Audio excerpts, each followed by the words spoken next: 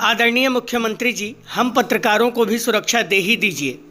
सूबे के गृह मंत्री जी, आपकी पुलिस भी गुंडों के सामने बेबस है, बेचारी है, उसे भी सुरक्षा दे ही दीजिए। डीजीपी साहब, कहिए तो अब पत्रकार कलम और कैमरा, माइक सब कुछ रख दें, हिमालय पर जाकर संन्यास ले लें। अब यहाँ पर गुंडाई चरम पर है। आपका पुलिस प्रशासन भी बेबस नज़र आता है। गृह सचिव जी, कहिए तो अब पत्रकार अपने घरों में, कमरों में बंद हो जाएं, क्योंकि अब डॉक्टर और उसका परिवार खुले पत्रकारों को जान से मारने की धमकी दे रहा है। कहता है गोली मार देंगे, एक्सीडेंट करवा देंगे, परिवार वाले हाथ मलते रह जाएंगे, कोई मेरा कुछ नहीं कर पाएगा। सूचना सचिव जी, कहिए तो बलरामपुर ज़िले के पत्रकार लखनऊ में आकर आपके चरणों में नारियल और पूजा की थाल चढ़ा दें, दंडवत हो जाएं, क्योंकि आपकी पुलिस और प्रशासन उन्हें सूचना और खबर संकलित करने के लिए सुरक्षा तक नहीं दे पा रही है, ना ही सूचना संकलन में समुचित सहयोग कर रही है। दरअसल सूबे के तमाम अधिकारियों, मुख्यमंत्री समेत मंत्रियों से हम इतना अनुनय विनय इसलिए कर रहे हैं क्योंकि एक डॉक्टर और उसके सैकड़ों लोगों द्वारा पुलिस वालों के सामने न केवल 2 दर्जन पत्रकारों को जान से मारने की धमकी दी जाती है, बल्कि उन्हें बलात्कार जैसी गंभीर धाराओं में फंसाकर जीवन भर जेल में रखवाने की बात तक कही जाती है। इस कारण से पत्रकार काफ़ी डरे हुए हैं। बलरामपुर ज़िले के सभी अधिकारियों के संज्ञान में ये मामला है, इसके बावजूद भी अभी तक इस मामले में ना तो एफआईआर पंजीकृत हुआ है, ना ही इसमें कोई कार्रवाई हुई है। तो ऐसे में पत्रकार क्या करें, कहाँ जाएं, किसके पास अपनी हाजिरी लगाएं, किसके चरणों में अपना माइक, कैमरा और कलम रख दें, जिससे उनके जान की सुरक्षा मिल जाए। जी हाँ, मामला बलरामपुर ज़िले के थाना क्षेत्र तुलसीपुर से जुड़ा हुआ है। यहाँ पर संचालित एक निजी अस्पताल जिसका नाम लखनऊ पॉलीक्लिनिक है, वहाँ पर एक पत्रकार साबिर अली सीएससी अधीक्षक सुमन सिंह चौहान के बुलाने पर कवरेज के लिए जाते हैं, जहाँ पर पहले से ही घात लगाए बैठे लखनऊ पॉलीक्लिनिक के संचालक डॉक्टर आलोक सिंह, उनके पिता राघवेंद्र सिंह, मामा अशोक सिंह और उनके स्टाफ के द्वारा साबिर अली से मारपीट की घटना को अंजाम दिया जाता है। साबिर अली इस मारपीट में चोटिल हो जाते हैं, उनके सीने की एक हड्डी फ्रैक्चर हो जाती है, काफ़ी चोटें आती हैं, उनकी आँखों पर भी काफ़ी चोटें आती हैं, जिसकी बानगी आप वीडियो में देख सकते हैं। मामला पत्रकार साबिर अली से ही जुड़ा हुआ होता तो क्या कहना था। जब पत्रकार साबिर अली के द्वारा जिले पर तैनात पत्रकारों से सहायता मांगी जाती है और उनके साथ घटित हुई घटना के संबंध में कवरेज के लिए बुलाया जाता है, तो पत्रकार उनकी सहायता और कवरेज के लिए वहां पहुंचते हैं। तहरीर इत्यादि देने के बाद थाने से निकलकर जब पत्रकार डॉक्टर सुमन सिंह चौहान और साबिर अली का पक्ष जान लेते हैं, उसके बाद जब डॉक्टर आलोक सिंह का पक्ष जानने के लिए तकरीबन 2 दर्जन पत्रकार साथी हर्रैया तिराहे पर स्थित लखनऊ पॉलीक्लिनिक पर जाते हैं, तो पत्रकारों के पहुंचते ही डॉक्टर और उसके 100 से अधिक गुंडों का गुस्सा, धमकी और उनके लोगों का उत्पात पत्रकारों को झेलना पड़ता है। पत्रकारों के द्वारा जब पुलिस को बुलाया जाता है तो डॉक्टर और उसके परिजन आग बबूला हो जाते हैं। डॉक्टर आलोक सिंह और उसके अस्पताल पर काम करने वाले अन्य महिला स्टाफ के द्वारा देवीपाटन मार्ग पर न केवल उपद्रव मचाया जाता है, बल्कि ऐसी बातें की जाती हैं जिनको हम अपने माइक और कैमरे पर बोल तक नहीं सकते हैं। यह सारी घटना देवीपाटन चौकी इंचार्ज राजीव कुमार मिश्रा और उनकी पुलिस टीम के सामने घटित होती है। पत्रकार बिना डॉक्टर आलोक सिंह और उनके स्टाफ का पक्ष जाने बैरंग लौट आते हैं। पत्रकारों को डॉक्टर आलोक सिंह, उनके मामा अशोक सिंह, उनके पिता राघवेंद्र सिंह, उनके 100 से अधिक समर्थकों और चाहने वाले लोगों के द्वारा घटनाओं व बलात्कार और छेड़खानी की गंभीर धाराओं में फंसाने की धमकी दी जाती है, जिससे वो काफ़ी डर और सहम जाते हैं। अगले दिन पत्रकारों के द्वारा उच्च अधिकारियों को लिखित प्रार्थना पत्र दिया जाता है। छोड़ो, हटाओ, जाओ, हटाओ। नहीं चीनी रेट में पता ना भाई, हम नहीं जाने चिन्हाओ दगा देबो। अरे यार, काहे दगा दे हो, छोड़ो यार, का दाद दे लोग पढ़े लिखे मैं कहाँ चिन्ह बताओ, काहे है मेरे बतुआ, पैसे काहे मेरे बतुआ, काहे मेरे बतुआ तू खड़ा है भाई, आप काहे है मेरे, काहे हाथ में खींचे घाट मारो। जैसे आपने हाथ कैसे पकड़ा? आपने कौन है बताइए? आपने हाथ कैसे पकड़ा? हाथ कैसे पकड़ा? हाथ कैसे पकड़ा आपने? भाई हमें अलाउ है, आप संविधान को बदल देंगे? हम रास्ते में जा रहे हैं, आप हमसे नहीं, रास्ते में जा रहे हैं, आप हाथ पकड़ के क्यों खींचे? बताइए आप, आपको अथॉरिटी है हाथ खींचने का? आपको अथॉरिटी है हाथ खींचने का? हमने जब इस घटना के बाबत पत्रकार साबिर अली से संपर्क किया और उनसे उनका पक्ष जानना चाहा तो उन्होंने बताया कि तुलसीपुर सीएससी अधीक्षक सुमन सिंह चौहान के द्वारा तकरीबन 12:24 पर सोमवार को फ़ोन करके मुझे बुलाया गया था कि आप हर्रैया तिराहे स्थित लखनऊ पॉलीक्लिनिक पर पहुंचकर कवरेज कर लीजिए। उनके ही बुलाने पर मैं वहां गया था। जैसे ही मैं वहां पर पहुंचता हूं, तुरंत आलोक सिंह, उनके स्टाफ और उनके परिजनों के द्वारा मुझसे बाता कहानी करते हुए मारपीट की शुरुआत कर दी जाती है। मेरा फ़ोन छीनकर मेरे जेब से निकालकर तोड़ दिया जाता है। मुझे 1 घंटे तक वो अपने अस्पताल में बंधक बनाए रखते हैं। जब किसी की सूचना पर पुलिस की टीम वहां पर पहुंचती है तो मुझे वहां से छुड़वाकर थाने लाती है।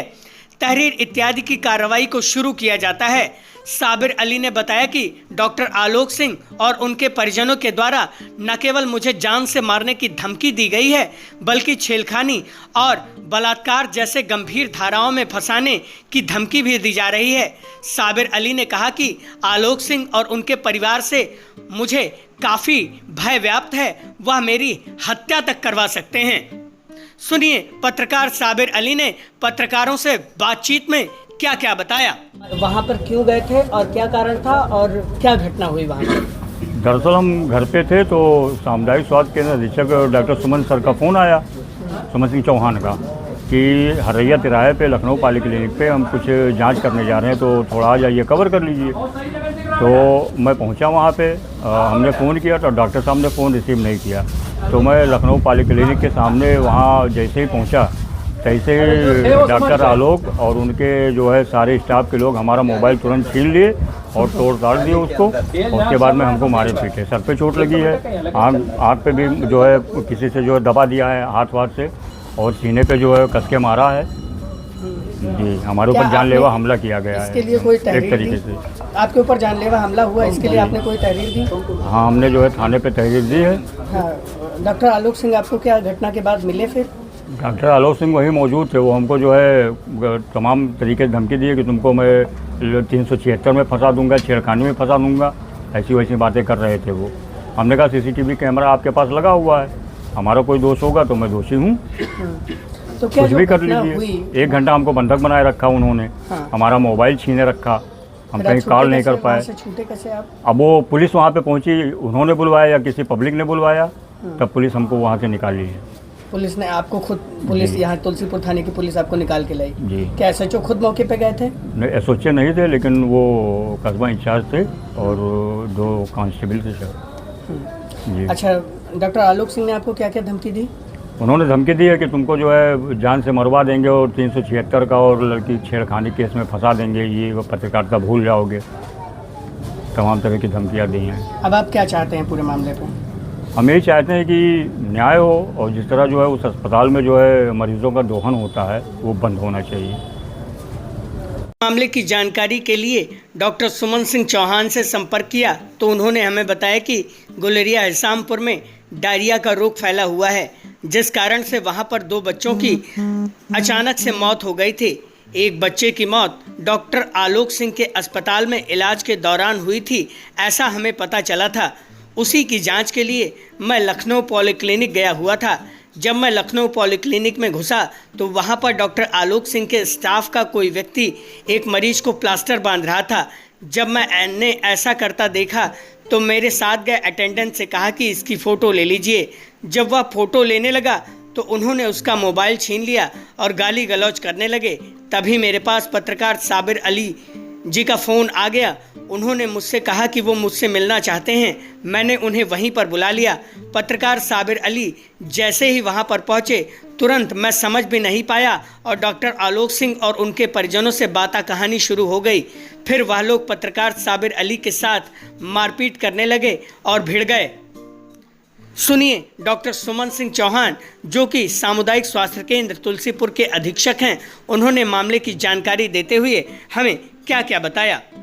साबिर अली पत्रकार हैं जी। उनके साथ मारपीट हुई, वो घटना क्या थी, क्या आप बता सकते हैं? हाँ, साबिर भाई का फ़ोन मेरे पास रास्ते में आया था, फिर मैंने उनको कॉल बैक किया। जब कॉल बैक किया तो मैंने उनसे बताया कि मैं हरैया तिराहे पर जा रहा हूँ डॉक्टर आलोक के यहाँ, तो उनको कोई काम होगा तो वो मेरे पास चले आए। जब वो वहाँ पर मेरे पास आए तो मैं दरवाजे से बाहर निकल रहा था, उसी क्रम में दोनों लोगों के बीच में क्या बात हुई मुझे ये तो समझ में नहीं आया, लेकिन साबिर भाई के ऊपर उन लोगों ने थोड़ा सा हाथ छोड़ दिया। उसके बाद कई लोग लग करके उनको जो है थोड़ा सा हाथापाई करने लगे और काफ़ी उन्होंने जो है मारने की कोशिश की। जिन लोगों ने मारपीट की साबिर भाई के साथ, जी, जो एक वरिष्ठ पत्रकार हैं, क्या वो उन्हीं के हॉस्पिटल के लोग थे, डॉक्टर आलोक सिंह? हाँ, थे तो वो लोग हॉस्पिटल के। क्या उनके परिवार के लोग भी थे उसमें? हाँ, परिवार के लोग भी थे। अच्छा, आपने साबिर अली जी का मेडिकल किया है जी। मेडिकल परीक्षण में कितनी चोटें आई हैं? मेडिकल परीक्षण में टोटल 4 चोटें आई हैं। एक सर पे इनके चोट आई है, 1 इंच की है, स्कैल्प डीप नहीं है, स्किन डीप है। दूसरी एक इनके सीने पे चेस्ट पर है, लेफ्ट साइड में, और वो एब्रेजन है। और उसके अलावा उनको चेस्ट पेन है, जिसके लिए मैंने जिले पर रेफ़र किया है एक चीज़ के लिए। दूसरा, उनकी आंख में स्क्लेरा पे लाली बहुत आ गई है, जिसकी वजह से उनको आंख में देखने में थोड़ी सी दिक्कत हो रही है, ब्लरिंग हो रही है। उसके लिए भी मैंने उनको जिले के लिए रेफ़र किया, जिससे कि एक्सपर्ट ओपिनियन मिल सके कि दोनों में कोई बड़ी दिक्कत तो नहीं है। तो क्या ये गंभीर तरह की चोटें मानी जाएंगी? अब ये तो एक्सपर्ट ओपिनियन देखने के बाद ही है, क्योंकि रेडनेस है अभी, और अगर अंदर उनको ब्लरिंग हो रही है, देखने में धुंधला दिख रहा है, तो गंभीर में हो ही जाता है अगर किसी को देखने में दिक्कत हो। जो डॉक्टर आलोक सिंह हैं वो जो है ऐसा कर सकते हैं, डिलीवरी वगैरह करवाने का काम या प्लास्टर बांधने का काम, जैसा कि आपने खुद ही कहा, या इस तरह के जो भी गंभीर रोग हैं या असाध्य रोग हैं उनका इलाज क्या वो कर सकते हैं? अब देखिए, रजिस्ट्रेशन में ये होता है कि रजिस्ट्रेशन उस डॉक्टर के नाम से होता है जो वहाँ पे 24 आवर्स अवेलेबल रहे, और ये जिला स्तरीय कार्य प्रणाली है। लेकिन आपने जो चीज़ पूछी कि कूड़ा प्रबंधन, ये एक अस्पताल के लिए सबसे विशेष चीज़ होती है। इसे हम पोल्यूशन एक्ट में रहते हैं, क्योंकि जो ह्यूमन प्लेसेंटा निकलता है उसका डिस्पोजल बाकायदा जैसे CSC पर है, पिट बना हुआ है, तो उनके यहाँ पिट बना है कि नहीं बना है, इसके लिए जिले से टीम नामित होती है और वो पूरा अपना कार्य करती है। तो इसके बारे में उनके पास रिकॉर्ड जब मैंने मांगे तो रिकॉर्ड तो उन्होंने दिखा दिए, लेकिन प्रबंधन क्या है, कूड़ा कैसे उठता है, इसके बारे में आपने प्रश्न पूछा है तो मैं इसको एक बार फिर से रिवाइज करके देख लूँगा, लेकिन इसके बारे में विशेष मुझे पूरी कोई जानकारी नहीं है। लेकिन रिकॉर्ड उनके पास हैं, लेकिन प्रबंधन के लिए फिट है कि नहीं है ये मुझे देखना पड़ेगा। क्या जैसे वो उनके यहाँ हॉस्पिटल में उनके जो है प्रसव करवाया जाता है, तो क्या प्रसव करवाने के लिए कोई एक्सपर्ट डॉक्टर है उनके पास? ऐसी कोई मुझे देखने में तो कुछ भी नहीं लगा कि उनके पास कोई एक्सपर्ट ऐसे गायनिक कोई डॉक्टर हो। लेकिन ये कि स्टाफ एनेस्थीसिया की भी जरूरत पड़ती है। हाँ, सीजर में जरूरत पड़ती है एनेस्थीसिया की, लेकिन नॉर्मल के लिए हम SBA ट्रेंड स्टाफ नर्स से करा सकते हैं। लेकिन अगर उनके पास रजिस्टर्ड इस पे SBA ट्रेंड स्टाफ नर्स होगी तो बिल्कुल वो रजिस्टर्ड है। और अगर रजिस्टर्ड नहीं, चूंकि मेरे द्वारा देखा नहीं गया आज उसको, इसलिए मैं इस बात को भी कन्फर्मली नहीं बोल सकता हूँ कि उनके पास नहीं है।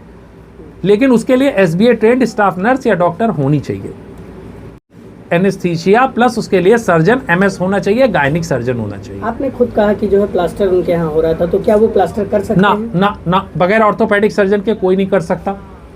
तो क्या उनके यहाँ कोई ऑर्थोपेडिक सर्जन है? कोई भी नहीं, ना उनके बोर्ड में भी कहीं ऑर्थोपेडिक सर्जन नहीं लिखा है। क्या किसी डॉक्टर का नाम लिखा है जो गायनी सर्जन हो और जो इस तरह से एनेस्थेटिक सर्जन हो या एनेस्थेटिक डॉक्टर हो उनके पास? बाहर बोर्ड में तो ऐसा कुछ भी नहीं लिखा हुआ है। रिकॉर्ड्स के बारे में मुझे लगता है एक डॉक्टर साहब हैं, कोई उनका MD डॉक्टर साहब हैं, उनका रिपोर्ट लगा हुआ है कि उनका रजिस्ट्रेशन है उस पर।